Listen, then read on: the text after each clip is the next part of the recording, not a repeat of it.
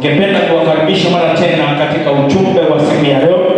Yoshua sura ya 5 tutasoma mstari wake wa kwanza hadi pale. Alafu vile vile tutaruka tusome sura ya 6 mstari wake wa kwanza hadi mstari wake wa 5. Waliokuwa karibu na bahari waliposikia jinsi Bwana alivyokausha maji ya Yordani mbele ya wana wa Israeli, hata tulipokwisha kuvuka, basi mioyo yao iliyeyuka, wala haikuwamo roho ya nguvu ndani yao tena, kwa ajili ya wana wa Israeli. Sura ya 6 mstari wake wa 5, mstari wake wa kwanza mpaka wa 5. Basi Yeriko ulikuwa umefungwa kabisa kwa sababu ya wana wa Israeli. Hapana mtu aliyetoka wala hapana mtu aliyeingia. Bwana akamwambia Yoshua, tazama, nimeutia Yeriko katika mkono wako na mfalme wake na mashujaa wake, nanyi mtazunguka mji huu, watu wote wa vita mkiuzunguka mji mara moja. Fanya hivi siku 6, na makuhani 7 watachukua tarumbeta 7 za pembe za kondoo waume mbele ya hilo sanduku, na siku ya 7 mtazunguka mji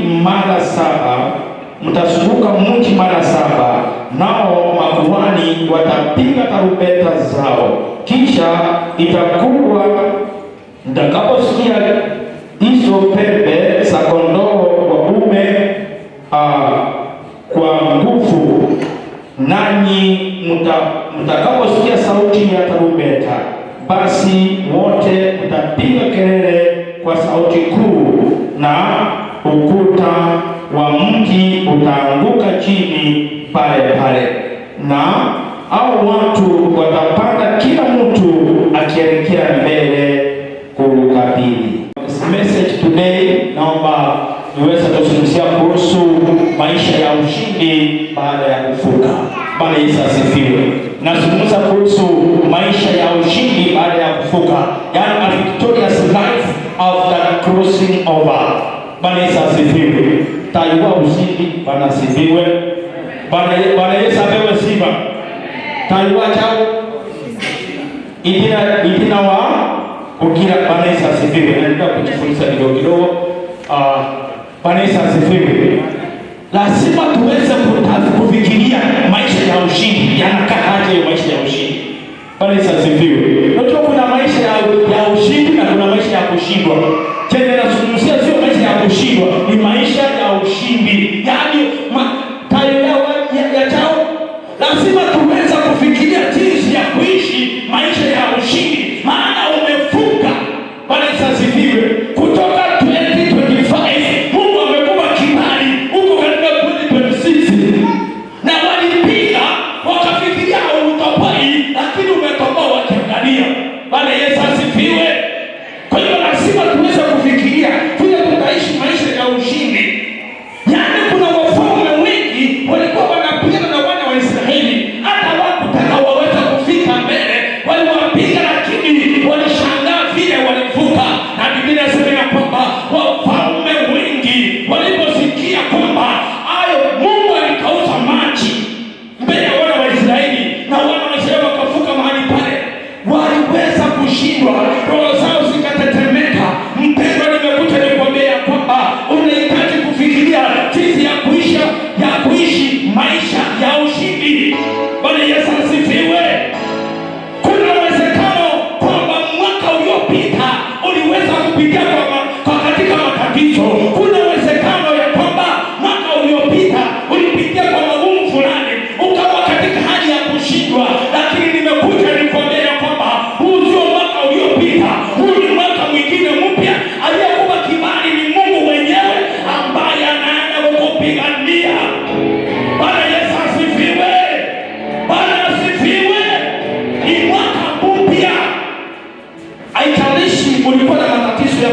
Tanzania.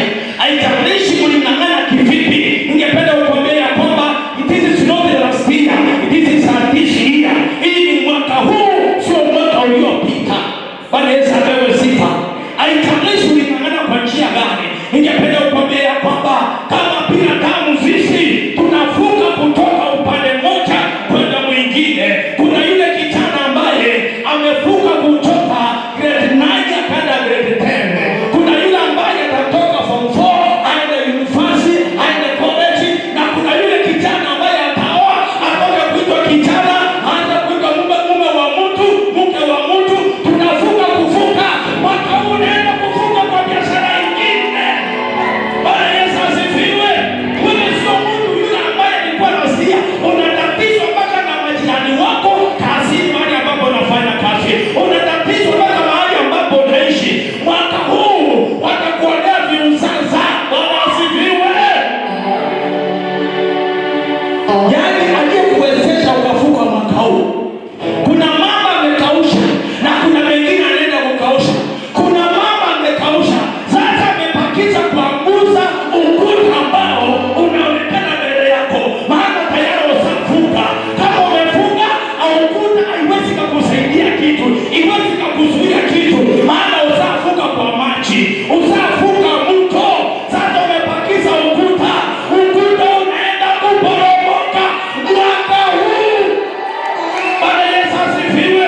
Mimi naamini mwaka huu mpaka ukuta zingine ziporomoke. Hakuna kitu mtafanya.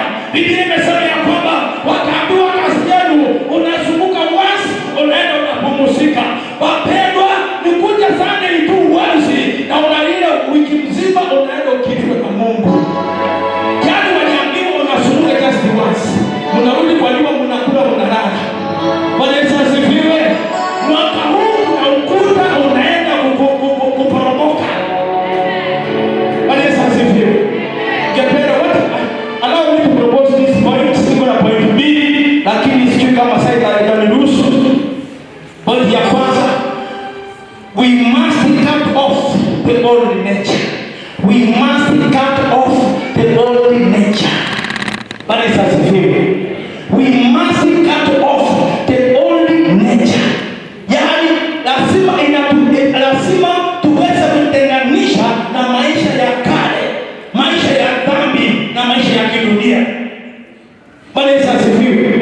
We must cut off the old nature completely and walk with God, and walk with God to please Him alone. Lazima tuweze kujitenganisha na mambo ya kidunia kabisa, ndiposa tutembee na Yesu, ndiposa tutembee na Yesu na tumpendeze yeye peke yake.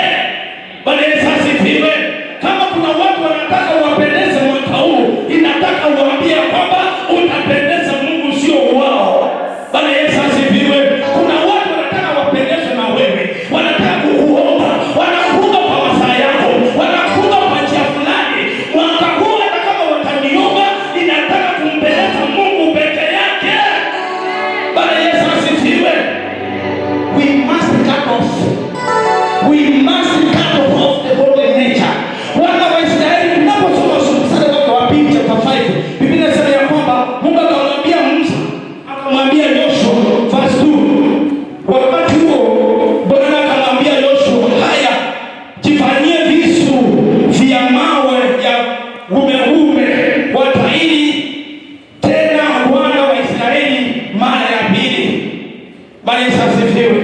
Hapo inaanza kuelezea vile sasa Musa ameanza kupanga kazi, ameambiwa wataili. Kwa nini? Kwa sababu katika miaka yote jangwani hawakutahiriwa. Wale vijana walikuwa miaka less than 20 years, hawakuwa wanahesabiwa watu wa vita kulingana na sheria ya Israeli kama ya Kenya. Kenya tunahesabu watoto ambao wako chini ya miaka 18 kwamba watakuwa hawajaweza kujisimamia. Kitambulisho Kenya kinachukua miaka mingapi? 18 years. Ndio kwa Israeli wakati kwa 20 years. Wote wenye walitoka mahali pale Misri wakiwa na miaka chini ya miaka 20, wote walikuwa ni vijana wadogo. Hata vikao zao wako wanaruhusiwa kukaa na wazee. Kwa vita wako wanaruhusiwa kwenda kwa vita. Mpaka uwe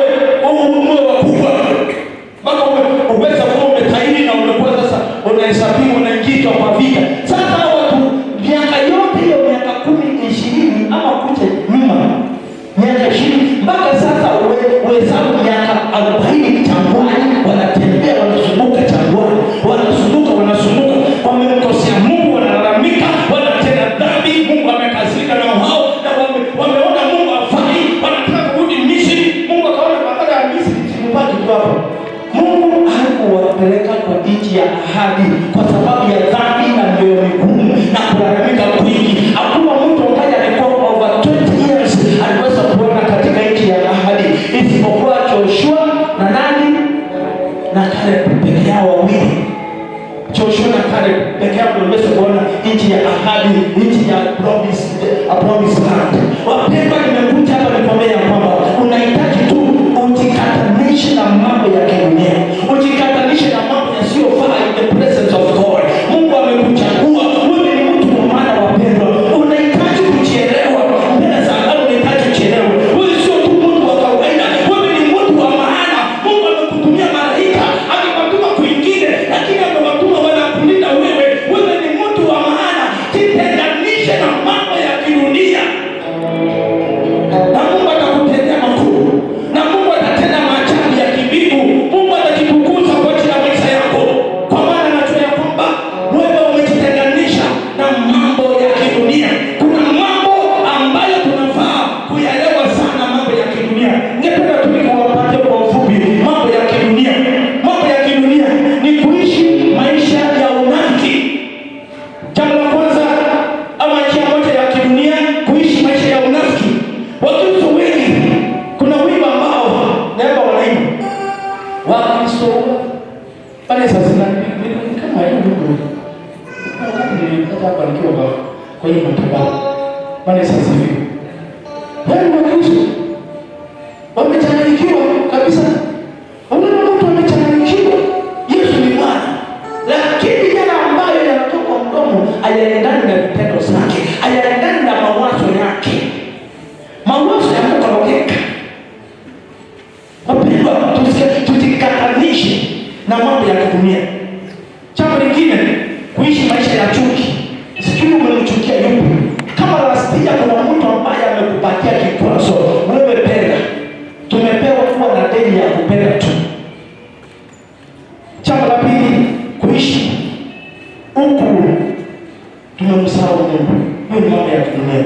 Unaona mtu ameishi huku amemsahau Mungu, na yeye ndio Mungu anamtegemea, na yeye ndio malaika wanamtegemea, na yeye mbingu majeshi wanategemea yeye, lakini huku amemsahau Mungu. Anaishi vizuri kama kwa Nairobi peke yake, mnaishi kwa nyumba sio peke yenu. Hii nyumba inasemekana ni ya watu wa Mungu, imesemekana ni ya wakora. Wamefanya moyo ya Kristo. Jambo lingine, kuishi maisha bila kumhusisha Mungu. Unaishi bila kumhusisha Mungu kwa mambo yako. Unaamua, unaanza kutenda. Wapendwa, hata kuamua kufanya kitu fulani, hata ukiamua kusaidia mtu ndio kwa maombi, mwambie Mungu kama kitu unachotenda ni kizuri ama si nzuri. Wakati Daudi mambo yameharibika, Biblia inasema kwamba alienda kuinquire from the Lord, yenda manisiende. Mungu akamwambia enda, kwa maana ukiinquire uwepo wa Mungu unateremka. But when you go for yourself, ukiwa peke yako, unaenda peke yako. Muhusishe Mungu kwa kila jambo. Mazungumzo yako muhusishe Mungu. Kuishi maisha ya dhambi. Kuna watu wanaishi maisha ya dhambi, yaani wanaishi maisha tu, lakini maisha ya dhambi yamejaa, wanachelewa. Mtu anajua hapa nimetenda dhambi, hapa sifai vizuri, lazima tuachane nayo. Jambo lingine ni kutegemea nguvu za giza. Kuna watu wanategemea nguvu za giza. Lazima utakute uilikuwe biashara itasimama kwa njia gani? Uilikuwe biashara yako fulani yake anakuambia anakupeleka fulani, anakupeleka mahali fulani. Hautaki kwenda kwa maombi, hautaki kufunga na kuomba. Kuna kijana mmoja maisha yake yaliharibika sana. Kwa nilipokuwa kwa Nairobi, basi mtu akapeana ushuhuda. Vile rafiki ni jirani yake, alisoma kafika form 6. Mambo yakaribika kabisa. Sijui alifanya nini, akakunywa pombe mpaka akakunywa akili yake. Yaani akakunywa mpaka akafika 42 years.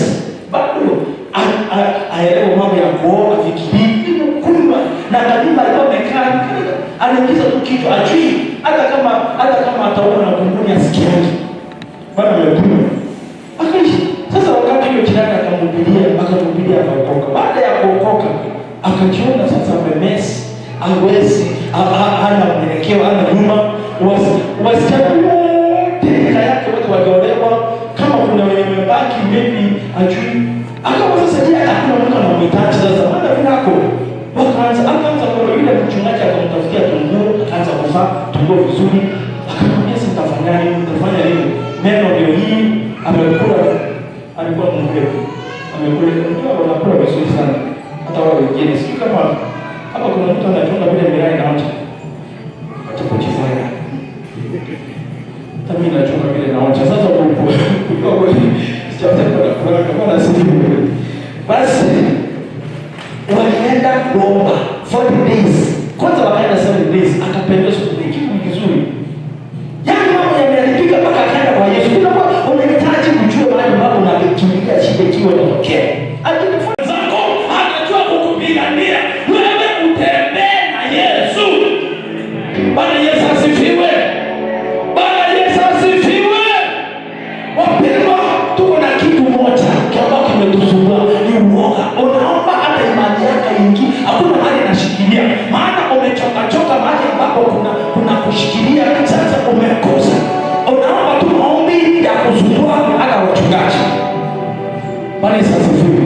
Unajua yule mtu ambaye achelewa umetungana kuombea. Lakini mtu ambaye anachelewa, unaweza ukafunga for sure, ufunge. Funga siku 5. Sababu kwanza ukula ni 3. Sababu kwanza ukula pia kuna maji. Hiyo sio kitu na jaribu kuambia ambao sijui naijua. Maana nimefunga bila hata kulamba maji 3. Unamwambia Mungu nitendee. Na Mungu anaangalia umeachana. Hata kama una breakthrough ya kuomba, wewe funga. Bwana Yesu asifiwe. Na ukaachana dhambi, wewe funga. Bwana Yesu asifiwe. Enda siku 7, 14, 15, 21, omba, funga. Mambo yameharibika. Unaweza ukateseka miaka yote kuvuta siku 21 umalize mambo yote imekushinda. Bwana Yesu asifiwe. Kutembea na Yesu, kuna mambo ambayo Mungu anatenda ikiwa tutatembea na Yesu. Naomba tuweze kuyataja machache ndiposa kwa ajili ya wakati tunaenda tuwe nyumbani. If we can do away with all nature and walk with God, then God will do 4 things to us. Jambo la kwanza, our battle become his battles. Bwana Yesu asifiwe. Your battle will become the battle of God. Vita vyako, sijui uko na vita gani katika maisha yako. Yaani wana wa Israeli wametembea na Yesu, wametembea na Mungu. Wana wa Israeli wametembea na Mungu, wakatembea wakavuka. Yaani wafalme ambao wako mbele yao hawawezani nao. Nimekuja hapa nikwambia kwamba hata hiyo ugonjwa unaotazama hauwezani nao. Wewe tembea na Mungu ambaye ni mponyaji, ambaye alifufua hata wale wamekufa akafufua. Huyo ndio Mungu anatenda katika maisha yako. Vita zako zitakuwa ni vita vyake. Wanakuchukia watakuwa ni adui zake, wanakugomanisha watakuwa ni maadui zake. Mungu anajua vile anakamata roho zao zinatetemeka, wakikuangalia wanasema kimana, kumbe Mungu anatembea na wewe. Bwana Yesu asifiwe. Wanafikiria kuna mahali ambapo ulienda ukajiwekea nguvu, kumbe uko na Yesu, unatembea na Yesu. Wakikuona wanatetemeka. Biblia inasema ya kwamba wafalme wakafikia habari vile Mungu alikausha maji, roho zao zikatetemeka. Hakuna mtu alibaki na nguvu. Wacha mbele zako maadui zako wakose nguvu, maana vita vyako sio vyako, ni vya Mungu. Bwana Yesu asifiwe. Wacha Mungu akupiganie. Wacha pato ambazo unasiona za umaskini, za kukosa amani, siwe ni za Mungu. Mungu anajua vile analeta amani. Mungu anajua vile anafinya maadui zako. Mungu anajua vile anapigana na wao. Bwana Yesu asifiwe.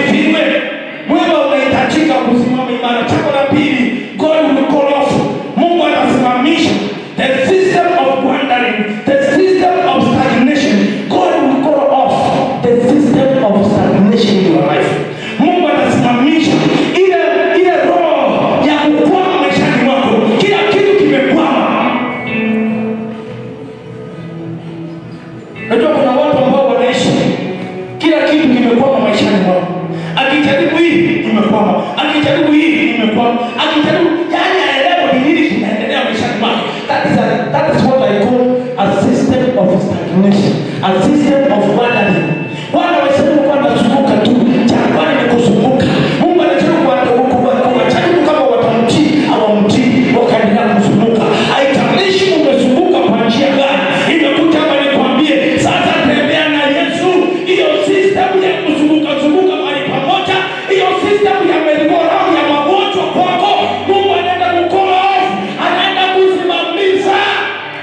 Bwana Yesu asifiwe. Lazima tujue ya kwamba tunaishi nyakati ambazo wengi wetu tuko katika merry-go-round ya shida. Ila shida mipaka papa bila mipaka. Tunaenda kumwambia Mungu sasa, enough is enough. Tembea na Yesu, amua kutembea naye na uamue kuachana na dhambi. Bwana Yesu asifiwe. Hizo dhambi zote Mungu atasema enough is enough. Bwana Yesu asifiwe.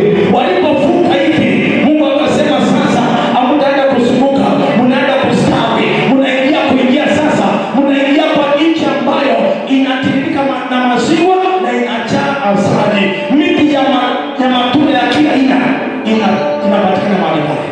Jambo la tatu, God will shut up the confidence of your enemies.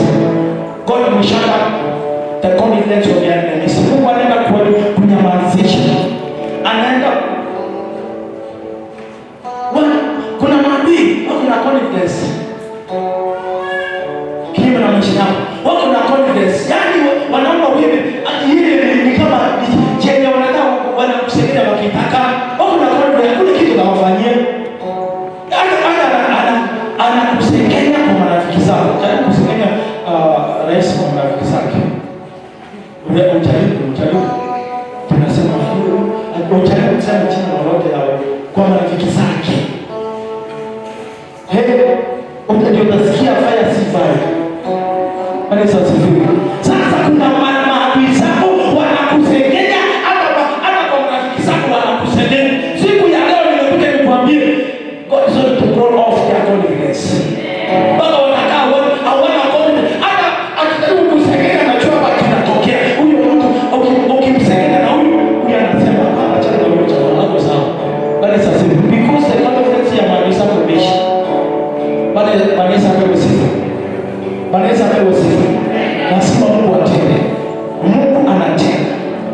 Jambo lingine na hivyo, the power and the favors of your enemy becomes good for nothing. Nguvu na umaarufu wa maadui zako haitakuwa kitu.